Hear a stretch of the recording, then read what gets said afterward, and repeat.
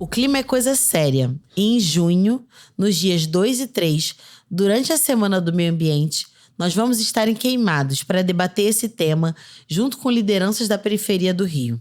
O nosso evento anual, o Fórum Rio, volta para a Baixada Fluminense esse ano para discutir o impacto do racismo ambiental nos territórios, apresentar um guia de referência com soluções de mudanças para a justiça climática, além de reunir e celebrar uma galera que é referência no assunto aqui no Rio. Vão ter shows, debates, exposições, sessões de filme e muitas trocas de ideias entre quem está interessado em transformar o agora dos seus territórios para garantir um futuro mais justo e sustentável. Confira a programação completa no nosso site casafluminense.org.br.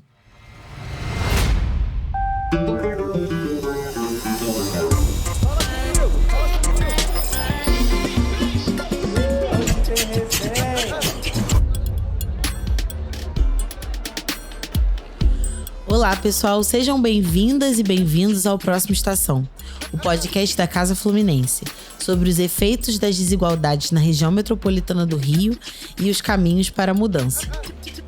Eu sou Larissa Morim, sou uma mulher negra, jovem, uso óculos, estou vestindo blusa preta e uma calça preta e branca.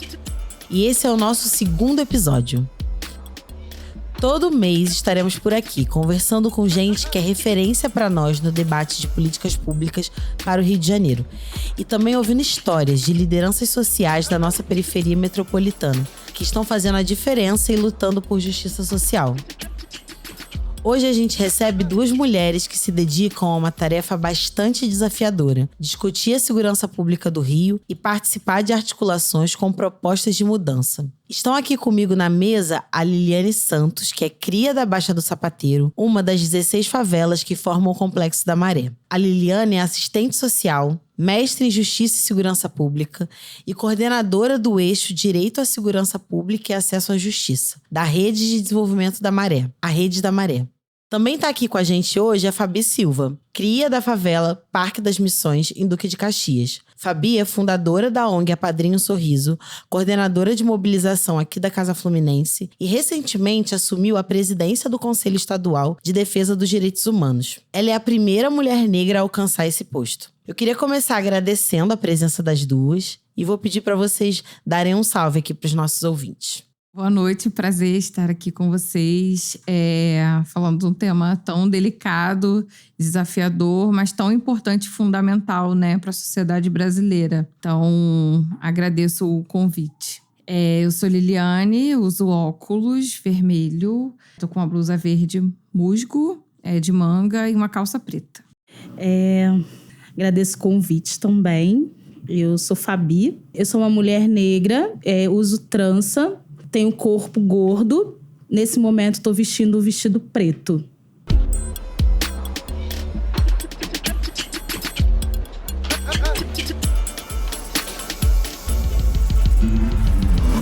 Quem tem direito à segurança pública?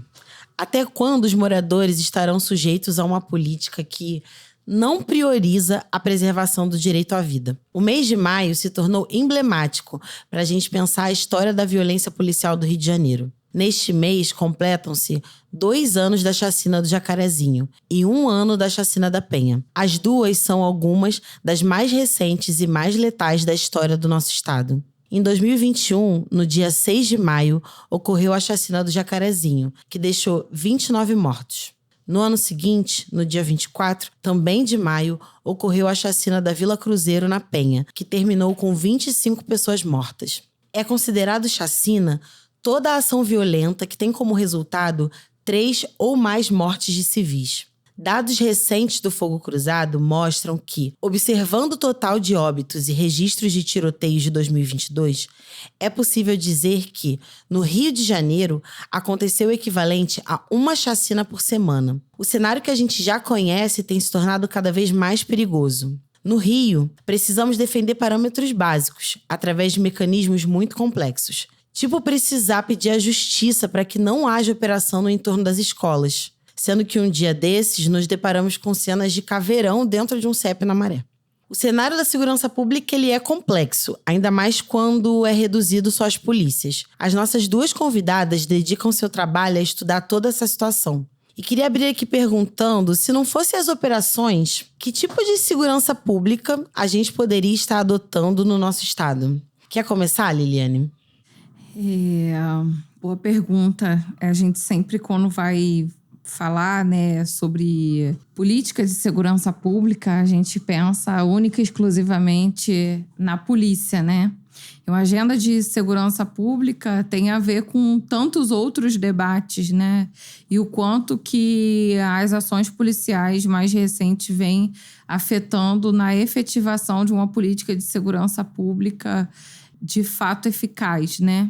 O que era para ser esporádico acabou virando rotina nas favelas cariocas, que são as operações, e talvez seja a única forma de atuação das polícias em territórios pobres. Costumo dizer que, ao longo do tempo, houve uma permissividade de territórios pobres serem alvo do deixar-se dominar-se para aí justificar ações violentas do próprio Estado nesses espaços.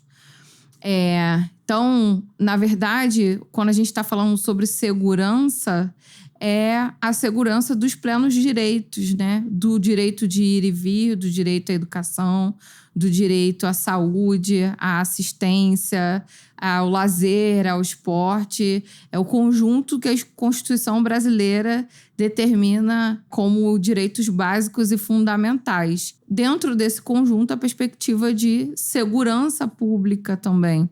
Então, acaba que durante muitos modelos, né, de implementação de políticas, de tentativas de políticas de governo e de Estado no Rio de Janeiro, a gente tentou algumas vezes trazer isso à luz, né, através da participação da sociedade civil, mas infelizmente até hoje se perdura historicamente, na história das polícias do Rio de Janeiro, a atuação da perspectiva de segurança única e exclusivamente com o braço armado e militarizado das polícias. E você, Fabi? De que forma você vê, assim, que tipo de segurança pública a gente tinha que ter hoje no estado do Rio de Janeiro? Primeiro, é entender que quando a gente faz, né? Quem tem direito à segurança pública, quando a gente faz essa pergunta, a gente já meio que olhando para a realidade, né? No caso da onde eu venho, que é da Baixada Fluminense, eu já posso responder que não são os meus, assim. Essa segurança pública colocada, né, que a segurança que garante o direito das pessoas não é essa realidade da periferia, de favelas como a, né, que eu venho, que é da Baixada Fluminense. E aí eu vou passar aqui para uma análise de uns dados que eu acho que é importante trazer até para alimentar a discussão. Dados do ISP de 2021 dão conta que o indicador de letalidade chegou a 4.755 mortes no estado.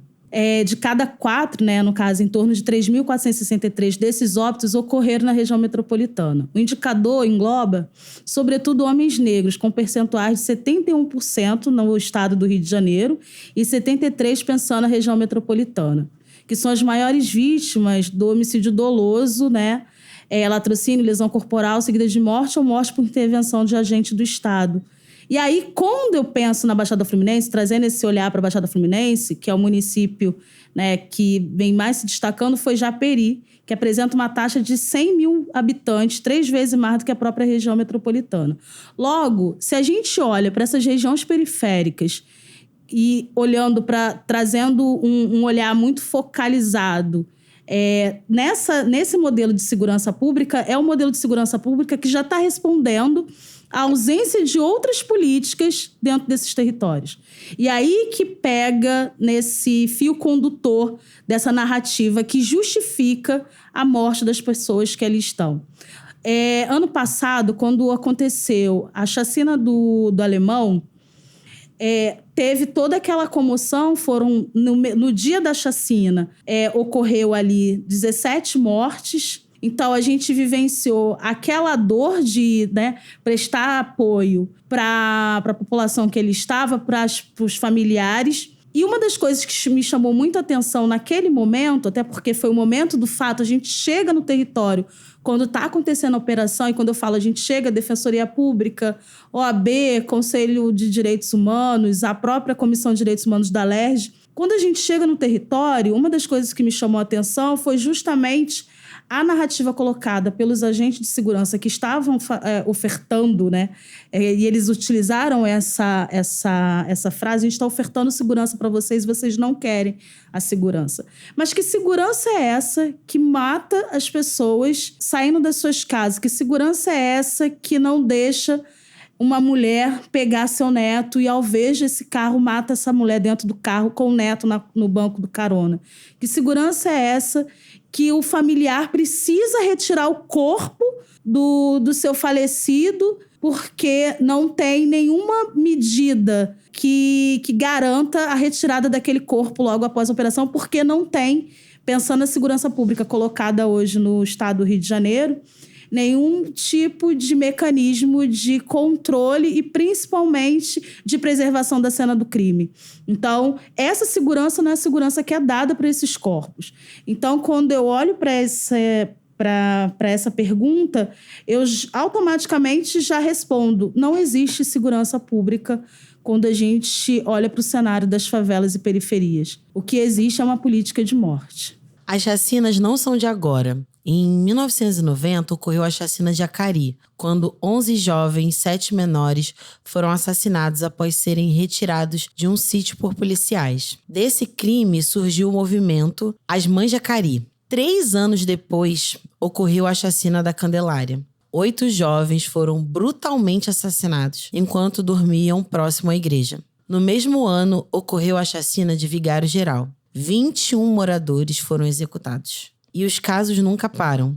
Em 2005, com a chacina da Baixada, 30 pessoas baleadas, apenas uma sobreviveu. Chacina de Campo Grande, 2008. Chacina do Complexo do Salgueiro, 2017. E neste ano, novamente. Chacina no Caju, na Rocinha, em Costa Barros, na Penha, em Itaguaí, no Parque Floresta, em Belfor Roxo. São muitos e sucessivos os casos. Fabi, são muitas as chacinas, mas nem todas têm a mesma repercussão. Você pode contar pra gente sobre o que mudou na forma de tratar esse tema ao longo dos anos? Principalmente se a gente fizer um recorte por territórios também?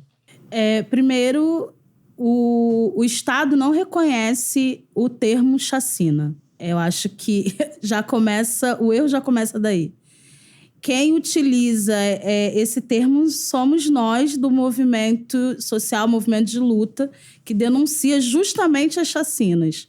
E quando a gente faz o recorte para a Baixada Fluminense, a visibilidade não é a mesma que acontece em outros territórios da região metropolitana, como o próprio Rio de Janeiro.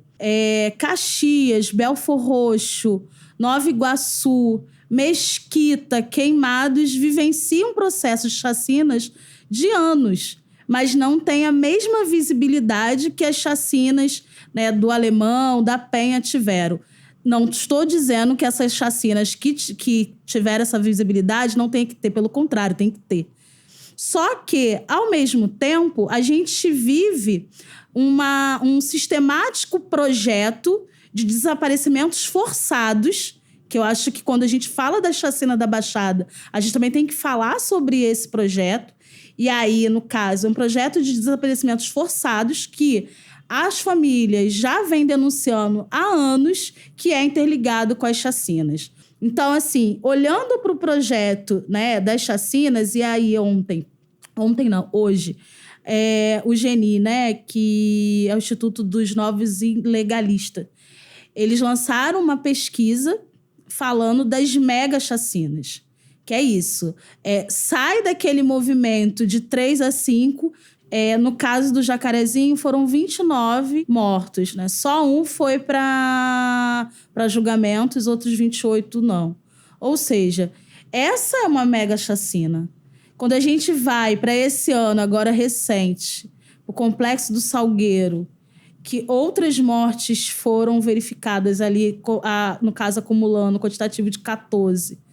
E aí a gente olha para esse cenário e, pensando na questão da segurança pública, a gente não vê nenhuma resposta efetiva do Estado que dê conta dessa realidade. Pelo contrário, ele faz questão de negar que existiu esse tipo de atrocidade praticada por agente de segurança. Olhando para o Rio de Janeiro, pensando a região metropolitana, pensar a chacina é pensar também como um projeto de execução desses corpos que existem dentro desses territórios que já são violentados com ausências de direitos.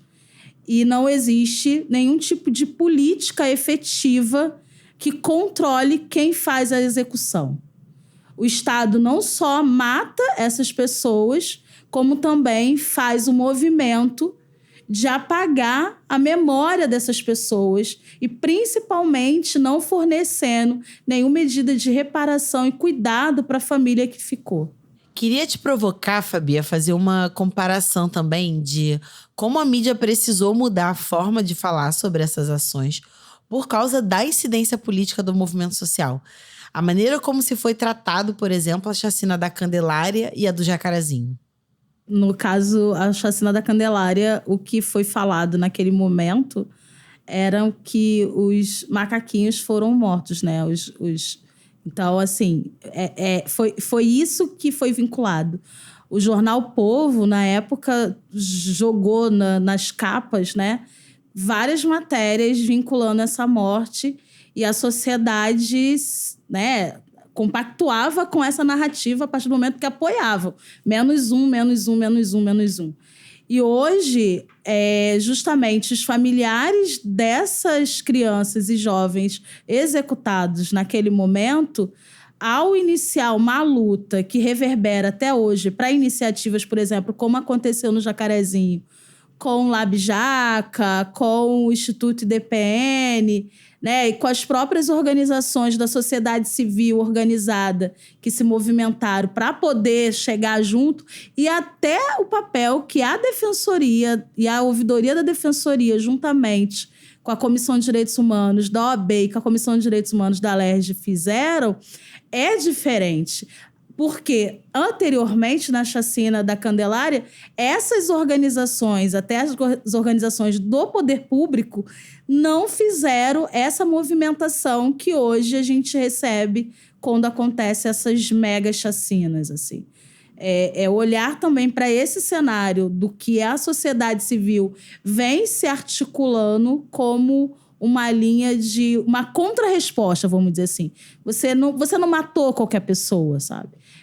Pensar também nesses corpos, de quem esses corpos, né, no caso, fazem parte, a família dessas pessoas, e também trazer um olhar da organização dos familiares de vítima do Estado. Porque se hoje a gente tem uma pegada da área social, de denúncia e de movimentação, da não aceitação dessas violências, a gente tem que agradecer aos familiares que conseguiram se organizar e se articular para não só denunciar na esfera estadual, né, e federal do Brasil, mas também fazendo intervenções no campo da internacionalização desses processos. Um exemplo é a Nova Brasília. Certamente a mobilização, né, da sociedade civil tem sido fundamental para mudar um pouco para mudar essa dimensão da repercussão mesmo. E aí, Liliane, nesse sentido, assim, é isso. A Rede da Amarela faz um trabalho super importante de um monitoramento amplo, né, das consequências que as operações policiais trazem para a favela. Que vão desde os casos de letalidade até o cancelamento, por exemplo, das aulas, o fechamento de unidades de saúde, dias de trabalho perdidos, né, e um momento em que o desemprego, né, e a informalização batem recorde, né? Você pode contar um pouco pra gente sobre como que essa estratégia de quantificar todas as esferas de perdas e danos, né, que as operações trazem para a favela tem ajudado a sensibilizar mais o debate? Pegando um gancho até no que você estava perguntando anteriormente, né, sobre a força de movimentos sociais e pensando em chacina e, enfim, entrelaçando tudo, na verdade, estava pensando aqui que esse processo de organização da sociedade civil acaba sendo fundamental, e a experiência da Rede da Maré consolida isso, né, de forma bem objetiva. O que aconteceu no Salgueiro esse ano, com 13 mortos, também estava acontecendo uma operação na Maré e não teve nenhum morto. E a gente tem aí a experiência, né, e vai pensando ali a probabilidade disso ser reflexo um pouco de como a Rede da Maré vem protagonizando espaços de incidência política e de pautar o Estado de alguma maneira, né? Bom, a Redes é uma organização da sociedade civil, mas que vem aí ser composta de mulheres que há muito tempo organizam processos de mobilização da luta por direitos, luta por educação, por saneamento básico. A Maré é uma favela da década de 40 e em que os cortiços são desmobilizados aqui da região central e as pessoas são removidas para a Maré. Ela começa a partir de uma intervenção estatal, né, com a oferta de residências, de conjuntos habitacionais para moradores aqui que eram removidos da região central. Então, hoje a Maré tem 16 favelas, mas quem cria aquele espaço ali é o próprio Estado, sem condições básicas de sobrevivência. Então, o processo de luta das pessoas que sobrevivem na Maré, ele está colocado durante todo o processo de existência dessa favela e protagonizado por mulheres durante todos esses anos. E desde as lutas básicas a agora a luta por direito à vida. Então, desde 2016, a Rede da Maré vem monitorando os dados e a atuação das operações policiais, mas desde 2009 a gente vem pensando como que a gente monitorava a implementação dos caveirões, né? O que era um carro blindado, quase de tanque de guerra, né? E administrado pelo Estado do Rio de Janeiro. Então, a gente vem monitorando. Em 2016, a gente consolida a política numa perspectiva de 1/4 do ano letivo, em 2016 e 2017, dos alunos das escolas da Maré eram comprometidos e eram interrompidos por conta de operações policiais, que é uma intervenção também estatal. Então, esse jovem aluno morador da Maré ia concorrer o vestibular com uma pessoa que tinha o quadro do ano letivo completo, né? E o quanto isso impactava numa perspectiva de acesso à educação.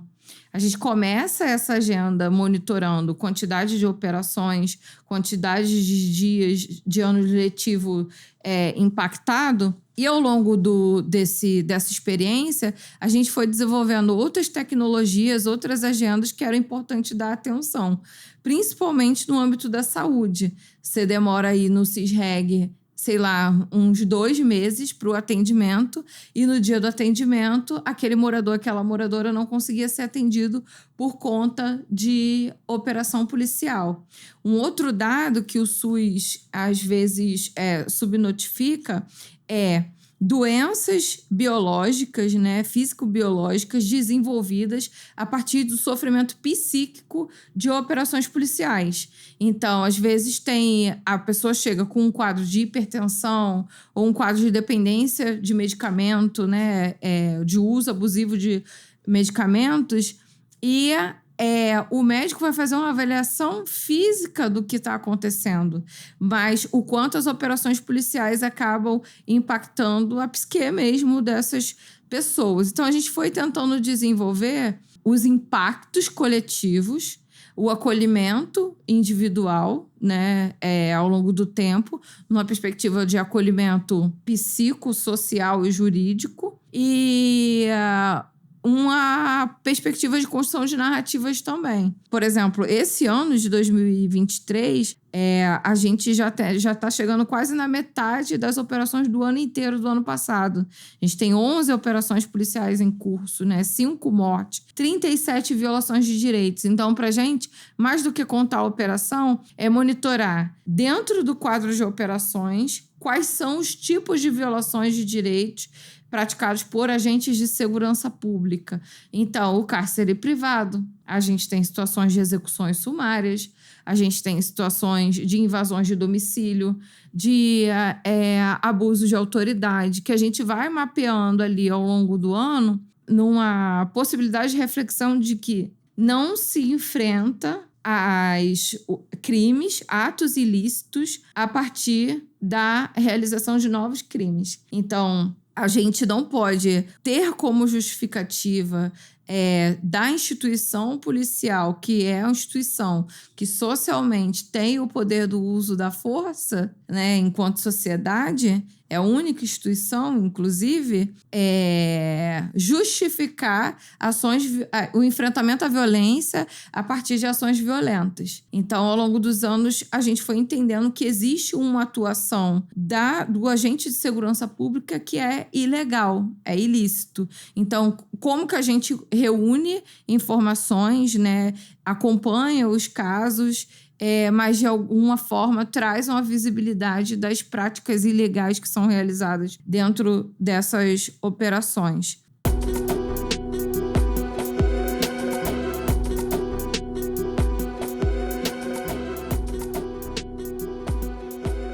Segundo dados do GENI, o Grupo de Estudos de Novos Ilegalismos da UF, o governo Castro já é responsável por 3 das 5 chacinas mais letais do nosso estado. Já dá para dizer que a letalidade policial ela é uma das marcas que não só desse governo, mas também de um pensamento, né, que circula e é aprovado por muitos moradores do Rio. A gente tem que lembrar que Castro venceu no primeiro turno ano passado e com muita folga. Fabi, Castro não é uma exceção. Mas dá para dizer que estamos vivendo um novo momento pensando a segurança pública? Sem uma Secretaria de Segurança Pública, para começar? Primeiro que não ter uma Secretaria de Segurança Pública é justamente uma das ferramentas utilizadas para a manutenção dessa barbárie. Simples assim. Mas a gente, para além de não ter uma secretaria, a gente também não tem um Ministério Público atuantes que faça o controle das polícias. Logo, o governador em exercício, ele se sente seguro para continuar fazendo o que ele faz, assim, porque ele não tem nenhum tipo de controle. Logo, ele que deveria, né, justamente por ser o governador do estado, controlar as polícias, ele deixa as polícias cada vez mais com folga e sem controle nenhum. E aí o resultado é o que a gente recebe quando a gente fala sobre segurança pública. E eu acho que é importante também trazer um outro ponto. Quando a gente olha para esse cenário e pensa, cara, mas ele foi o mais votado pelo Rio, né, pelos moradores, até os moradores das nossas favelas. Só que também temos que trazer um ponto que o nosso morador da favela, ele quer segurança. Ele não quer que a escola fique parada, que ele não consiga ir no posto de saúde fazer seu exame. Ele quer o direito de ir e vir, de comprar, de ter sua festa. Então, quando a narrativa colocada é que determinados governos vão trazer essa segurança por meio, né, de um policiamento efetivo, de uma política de controle de drogas, o morador que tá ali, que muitas vezes tem seu direito violado, ele acredita nessa narrativa e compra essa narrativa. Muito também que a segurança pública, ela não é vendida isoladamente. Né? Quando a gente pensa na narrativa do que a gente vivenciou aí nas últimas eleições. Ela é vendida atrelada a outros fatores. Por exemplo, a questão da religiosidade, que a gente também tem dentro dos territórios, né, de favela. Muitas igrejas, e essas igrejas, elas têm ali dentro dos seus púlpitos uma movimentação gigante de apoio a esse cenário de cada vez mais polícia e muito menos políticas efetivas, né? Pensando aí saúde, saneamento, educação e por aí vai. Logo, a resposta que a gente hoje recebe, e muitos dos que votaram estão perdendo seus familiares nessa política colocada de segurança pública, A resposta que a gente está tendo é essa resposta que traz o perfil do policiamento cada vez mais armado e cada vez mais violento dentro desses territórios como uma resposta que essa sociedade busca. Só que essa sociedade que busca essa resposta não é a sociedade da favela. Parece contraditório, mas foram eles que votaram também. Mas eles não buscam essa violência. Né? Quem invisibiliza as questões, né, esses atravessamentos dentro dos territórios vulneráveis é justamente quem não circula dentro desses territórios. E aí que está essa questão. As operações não é uma resposta para o morador de favela. As operações é uma resposta para quem não mora dentro das favelas. É uma resposta para essa sociedade que ainda utiliza o discurso do bandido bom é bandido morto. Que antes chorar a mãe dele do que chorar minha mãe. Essa é a resposta que é dada para essa sociedade. Só que quem mora dentro dos territórios de favela continua sofrendo com essa política de insegurança praticada pelo Estado e pelos seus agentes. Né? Então, assim, olhando para toda essa configuração, a resposta que hoje está sendo dada não é a resposta que a sociedade, de um modo geral, busca receber. Pelo contrário. Liliane, você é cria da Maré, ali da Baixa do Sapateiro, né? E conhece de perto a realidade das operações policiais dentro da favela. E como isso impacta a vida dos moradores de várias formas diferentes, né? Cerca de 140 mil pessoas moram no Complexo da Maré. E somente em 2022, segundo o monitoramento da Rede da Maré, foram registradas 27 operações policiais. Isso dá uma média de uma operação a cada 13 dias. As operações, elas param as aulas, hospitais, impedem as pessoas de saírem de casa, tornam normal cenas como a de um caveirão dentro do CIEP. Há pouco tempo atrás, uma reunião de 70 mulheres com a presença da deputada Renata Souza também foi interrompida por tiros. A Rede da Maré realizou também um estudo com 30 moradores para entender os efeitos mentais e físicos da violência em mulheres. A violência armada, ela tem um impacto que é difícil de calcular só pelos dados, né? Eu queria que você contasse um pouco pra gente desse lado de ser uma mulher negra, cria e pesquisadora, que tá na linha de frente lidando e tentando lidar com essa realidade, né? Qual é o peso de trabalhar com esse tema enquanto se vive essa realidade de perto? Olha, pergunta bem profunda, né? Mexe no meu calcanhar de Aquiles. Recentemente, a gente recebeu na Maré o ministro Flávio Dino, que está agora na agenda do Ministério da Justiça e Segurança Pública. E eu trouxe para ele uma dimensão bem real, individual, né, particular minha, em público, numa perspectiva de provocação mesmo, né? A minha família morou muitos anos, né? Eu sou nascida e criada na Baixa do Sapateiro, num lugar chamado Beco do Coqueiro. E nessa casa, na Travessa São Carlos, a gente sofria muito com a atuação da polícia, porque era um beco estreito e que acabava que sempre quando acontecia as perseguições, né, e situações de operações policiais, desencadeava ali no beco e a polícia acabava subindo, né? A gente morava no segundo andar. Eu perguntei pro ministro se ele conhecia a sensação de abrir os olhos no meio da madrugada e ter uma pessoa com um fuzil dentro do seu quarto apontando uma arma para você, né? E eu vivi isso a minha infância toda. Vou estudar segurança pública porque não entendo o ódio gratuito. Por que a polícia, que é a mesma polícia que está aqui patrulhando no centro da cidade ou na orla de Copacabana, atua de uma maneira nesses bairros e de outra completamente diferente no lugar onde a gente mora? Por que xingam a gente o tempo todo? Por que tratam a gente como se fôssemos criminosos ou estivesse exercendo alguma atividade ilícita? E o ministro ficou bem impressionado e reflexivo. Poucas pessoas tiveram a oportunidade de acordar de manhã e ter uma pessoa encapuçada que você não conhece e armada dentro do seu próprio quarto. E acho que isso me motiva como pesquisadora, individualmente, como moradora, para compreender as nuances se existe a possibilidade de segurança pública nesses territórios de serem construídas, consolidadas de forma diferente do que ela está agora. E, ao mesmo tempo, o desafio de trabalhar e gestar uma equipe que disponibiliza a sua vida e seu bem mais precioso, né, a sua existência, dedicada a uma agenda tão difícil e tão complexa.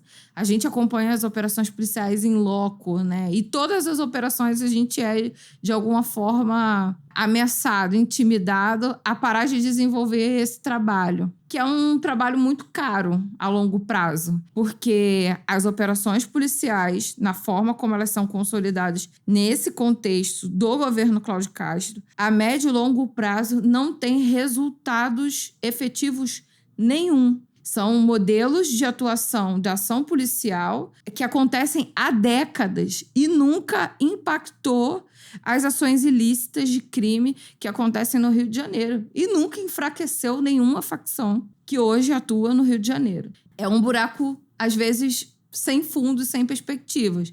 Ao mesmo tempo, é importante que a sociedade civil se organize e paute, enquanto um direito, a participação popular. Porque quem vai trazer possibilidades de atuação e respostas para uma nova perspectiva de segurança é quem vivencia a política de segurança pública que está estabelecida nesse momento. Então, eu acho que tem um processo de organização da sociedade civil ao longo dos anos, que hoje tem um acúmulo, né, e tem a responsabilidade de formar novas lideranças, novos protagonistas, de compartilhar o conhecimento adquirido até aqui, que vislumbra esperança de dias melhores, mas que está aí para uma perspectiva de um árduo enfrentamento a como, né, infelizmente, o atual governador ainda tem mais 3 anos, né, pela frente de gestão,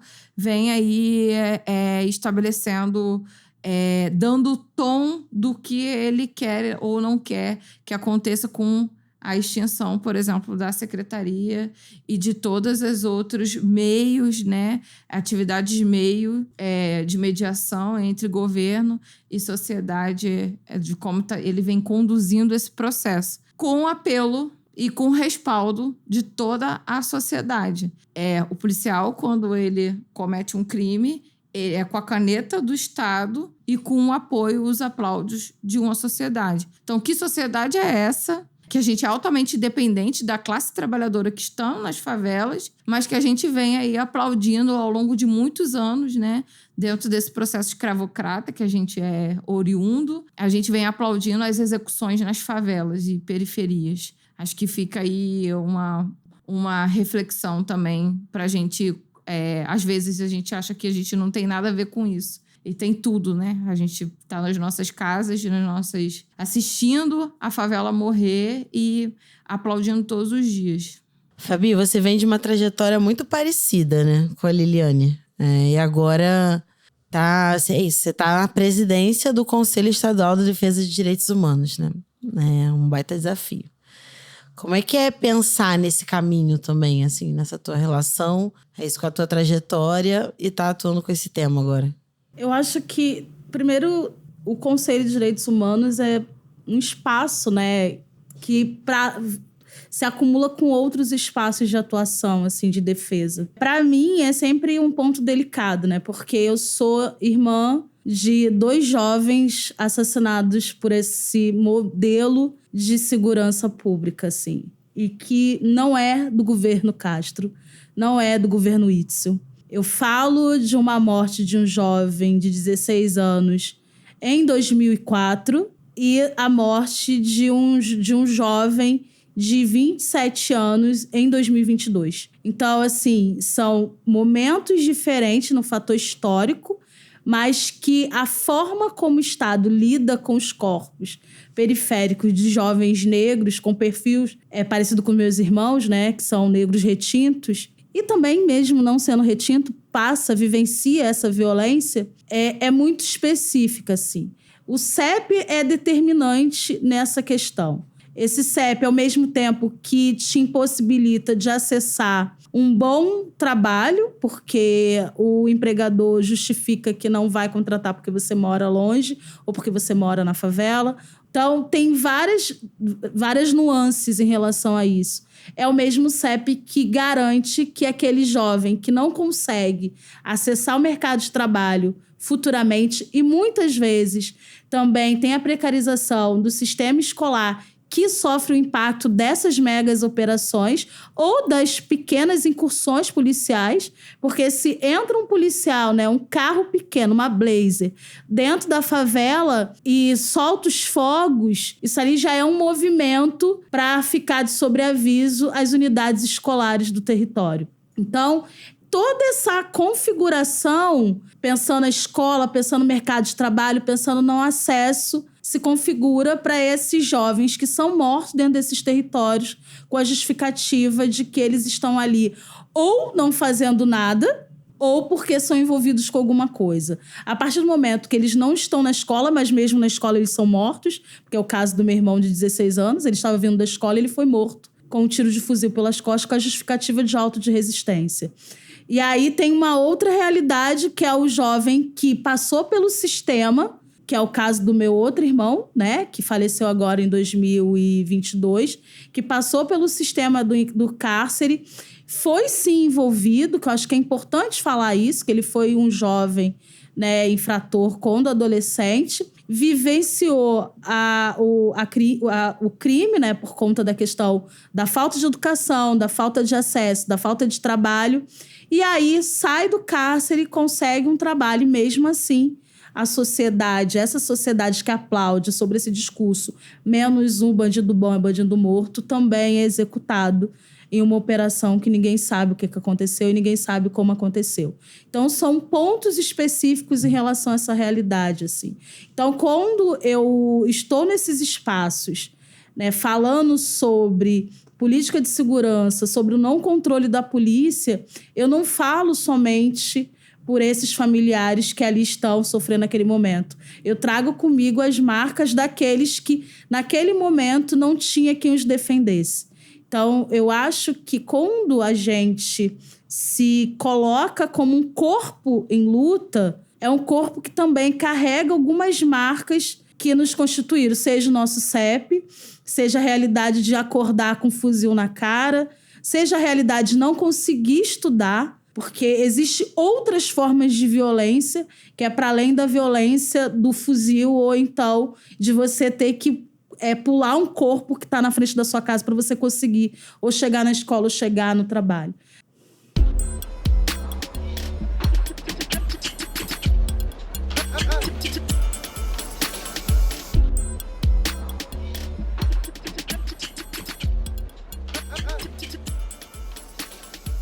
Estamos chegando ao último bloco do nosso episódio. A gente já falou sobre as chacinas, os dados, os relatos, mas há também os caminhos que estão sendo construídos pelos próprios movimentos de favela e a sociedade civil organizada.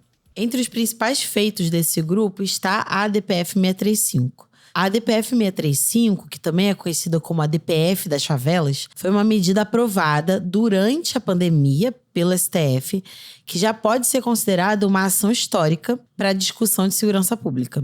Os principais pedidos da ADPF são implementação de um plano de redução da letalidade policial, com participação da sociedade civil, e a proibição de operações policiais que não fossem consideradas urgentes. Apesar de apresentar resultados positivos, como a diminuição de 35% das mortes em operações nos primeiros meses em vigor, a medida passou a ser descumprida sucessivamente pelas polícias do Rio, e sempre com apoio público do governador. A discussão de segurança pública no Rio chegou até o Supremo Tribunal. A sociedade precisou intervir para conseguir o mínimo, que é a preservação da vida.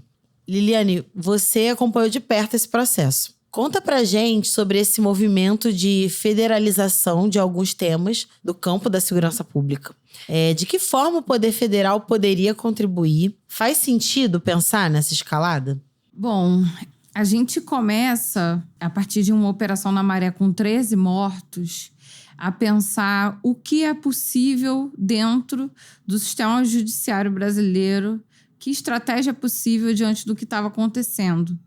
Nesse dia dessa operação, a gente apelou lá na porta do plantão judiciário pela interrupção da operação. E aí, junto com a Defensoria Pública, pensando possibilidade de intervenção, um dos defensores públicos parceiros sinaliza que é possível criar um instrumento jurídico com a coletivização, com uma agenda de coletivização do que estava acontecendo na Maré naquele momento. Então, a gente começa a pensar estruturalmente na ação civil pública da Maré, nesse momento, que é um instrumento jurídico e que a gente não poderia pautar isso isoladamente, sem diálogo com os moradores. Então, a gente vai fazer uma pesquisa na rua e pergunta ao morador: o que você acha que reduziria os impactos das operações policiais aqui na Maré? A gente ouviu umas 300 pessoas por aí. A gente não tinha muito tempo. E aí surgem essas ideias do monitoramento de câmeras, das ambulâncias, do distanciamento das escolas, do não uso do helicóptero como plataforma de tiro. A partir dessa experiência, a gente consegue, com o apoio da Defensoria Pública, a gente consegue, na Maré, começar uma experiência de um instrumento jurídico que monitorasse as ações policiais. Inspirado nessa experiência, outros movimentos, partidos, outros atores da sociedade civil se reuniram, pautando uma experiência mais ampla, que levar isso para o âmbito do Supremo Tribunal, que é a DPF das favelas, que acaba tendo o mesmo corpo de texto de reivindicações, mas que foi complementada, agregada por outros coletivos, outros movimentos sociais, pessoas que estudam segurança pública há muito tempo. Então, foi potencializado, né? O que estava tendo como experiência na Maré foi potencializado e amplificado aí numa experiência mais ampla. Bom, desde a pandemia, a gente tinha uma discussão que estamos num processo de isolamento e a polícia continua entrando na casa dos moradores sem máscara ou de forma completamente desrespeitosa com o momento que a gente estava vivenciando ali. E foi nesse momento que os coletivos se reuniram, os movimentos sociais, e conseguiram emplacar com o ministro relator, que é o ministro Fachin, a DPF 635. Hoje, a DPF ganhou uma magnitude muito ampla, né? Ela é um instrumento jurídico que é amplamente citado, uma referência na redução da letalidade policial dentro desse período da pandemia. Mas que os descumprimentos do atual governo do Estado vêm desafiar aí a institucionalidade do STF. Então, acho que hoje a gente está no momento de fortalecer tecnicamente, mobilizar as pessoas para conhecerem o que é esse instrumento, o que ele solicita. E ele solicita o óbvio, né? O trivial, o básico. A ambulância para socorrer feridos é o básico. O monitoramento do controle da ação policial público é o básico. Então, não tem nada mirabolante no que a proposta trouxe, mas que de alguma maneira coloca aí a sociedade civil como protagonista e grande controlador da atividade policial, e é o que o governo do Estado não quer, né? Então, acaba que hoje a gente está num momento fundamental em que os amigos Cury têm se reunido pensando estratégias para serem deliberadas medidas cautelares que ainda restam. Algumas medidas cautelares já foram votadas, o STF já tem decisões encaminhadas, faltam algumas outras, mas talvez hoje um único instrumento jurídico a nível do sistema de justiça que realmente tem algum peso ou de esperança para dias melhores hoje nas favelas do Rio de Janeiro.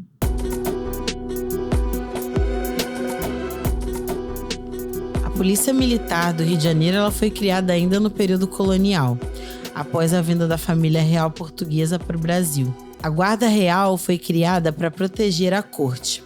Por isso, podemos dizer que a polícia ela nasce e se molda a partir de uma cultura escravagista.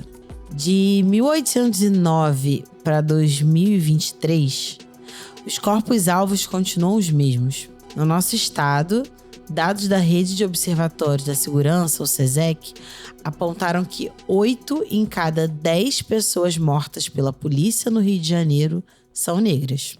Fabi, apesar do racismo ser o fator que mais contribui com as mortes realizadas pela polícia, existe hoje algum instrumento, protocolo ou ação de incidência que trabalhe contra esse ciclo? Você considera que a ADPF é o instrumento para isso? Eu considero que é o principal instrumento. Mas a ADPF sozinha não responde a todos esses atravessamentos, assim. Ela é uma das ferramentas que a gente utiliza. Para além disso, movimentos como a própria construção, do Fórum Popular de Segurança Pública, que reúne todas essas organizações que compõem a ADPF e outras organizações que não entraram, tanto como a Amicus Curiae, mas estão ali, utilizam o próprio documento para conseguir fazer a incidência em política. A gente tem Ministério Público, que deveria fazer o papel de controle, e a Defensoria, que deveria fazer um outro papel. Só que a Defensoria hoje, ela, dentro dessa política que a gente vivencia de tantas violações, a Defensoria ela também está justamente seguindo ao nosso lado para ser uma força de denúncia. E aí a minha preocupação, a gente tem 2 forças do Estado que deveria ser, vamos dizer assim, antagônicas, mas não no sentido da inimizade, mas para conseguir dar uma resposta para a sociedade civil. Infelizmente, a gente só tem uma que dá uma resposta para a sociedade civil, que é a Defensoria Pública. Porque o Ministério Público, ele segue silenciando essas questões. A gente tem hoje, a partir também da ADPF, o plantão do MP, que infelizmente não responde às nossas demandas.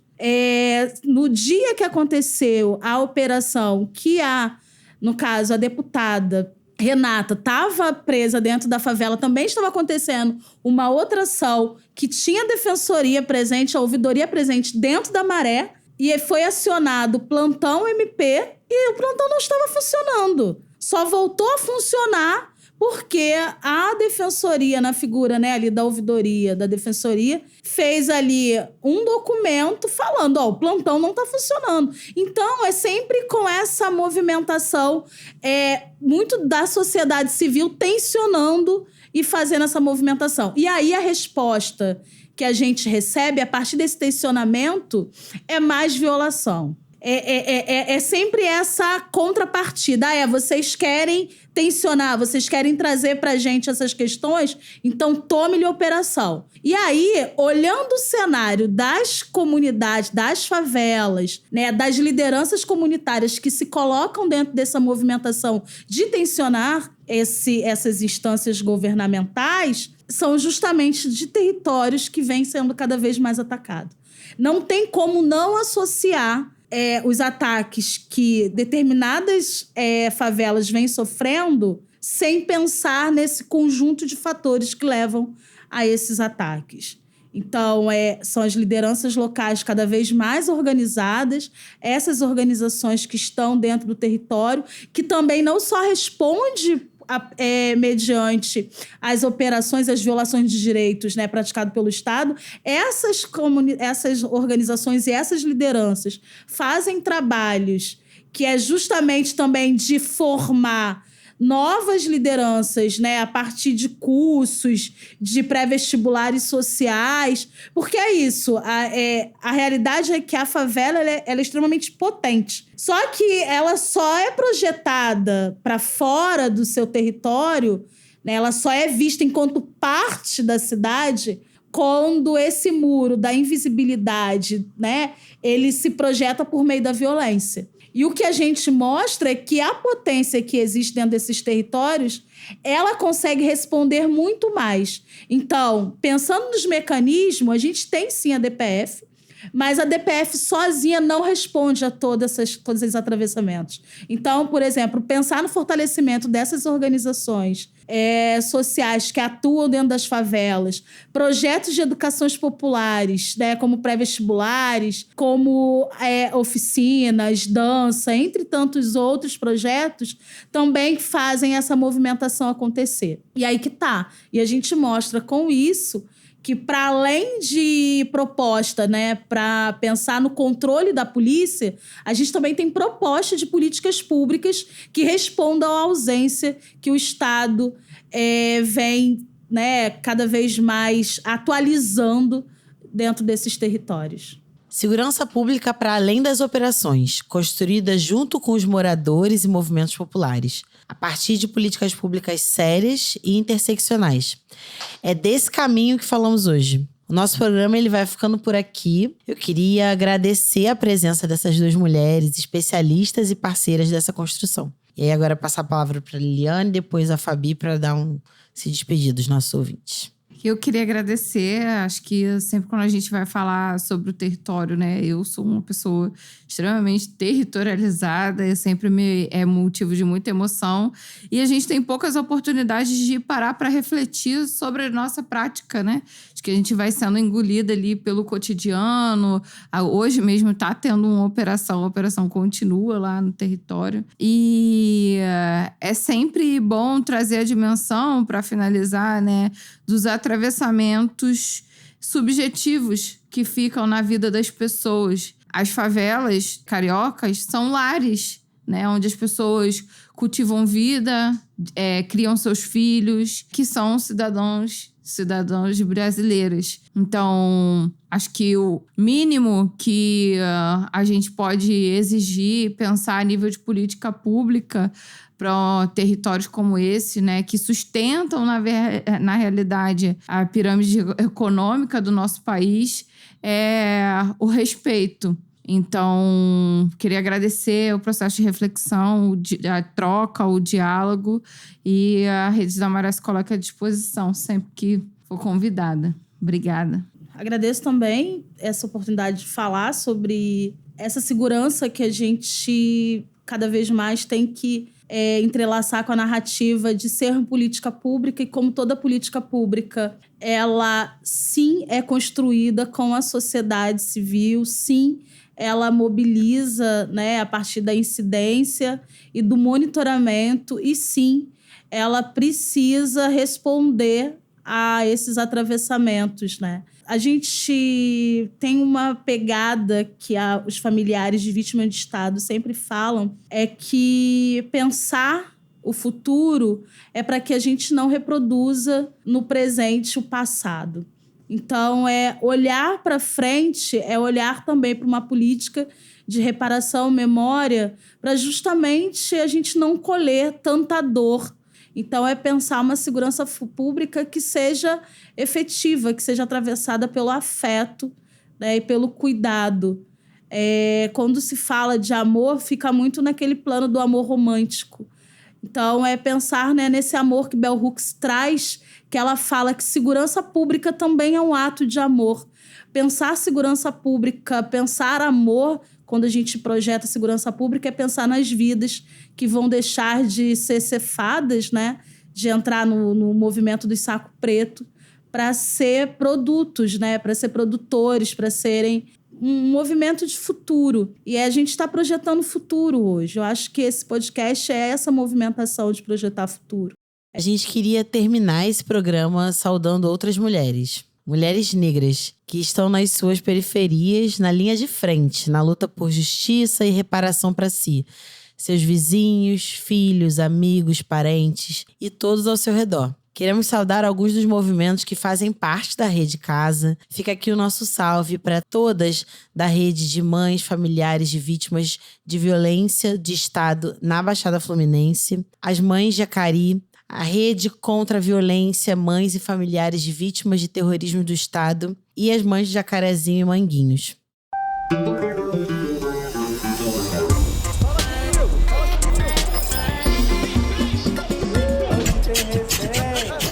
Nos próximos episódios, nós vamos nos debruçar por outros temas que vão ajudar a gente a trilhar um novo caminho para nossa metrópole. A casa agradece a todo mundo que está fazendo esse podcast acontecer, as convidadas pela troca e também a todas e todos que nos ouviram até aqui. Até a próxima!